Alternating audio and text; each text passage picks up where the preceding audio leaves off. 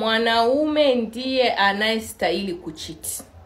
Kwenye swala la kuchiti, anayestahili kuchiti ni mwanaume, kwa sababu mwanaume ana uwezo wa kuoa mwanamke zaidi ya moja.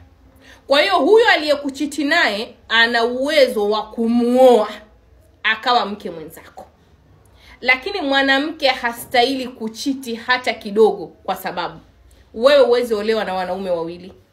Ina maana ukicheat umemuona Aisha yule kwamba ni mzuri kumliko mume wako. Kwa hiyo unastahili kwenda kwa yule. Ni kama vile sisi tunasema mwanamke anafaa kukaa ndani ya nyumba, mwanaume amletee. Hivyo ndo tafasiri ya kwamba mwanamume ndiye anayestahili kucheat. Hii hatuiongelei kwa sababu sisi ni wanawake, tunaambia wanaume waende wacheat. Hapana.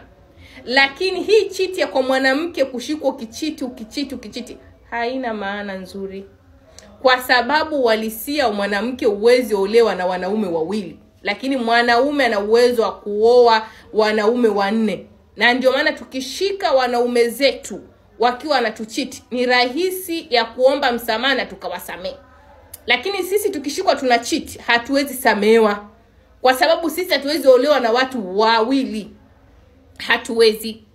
Kwa hiyo jamani, kwa sisi wanawake, na usijidanganye eti unajua toka kwa huyo mwanaume sio mzuri. Huyo mwenye utaenda kuna mtu amemwacha kwa sababu pia sio mzuri kwake. Kwa hiyo hakunaga mtu mzuri, ni kumvumilia tu na kumuombea uliye naye.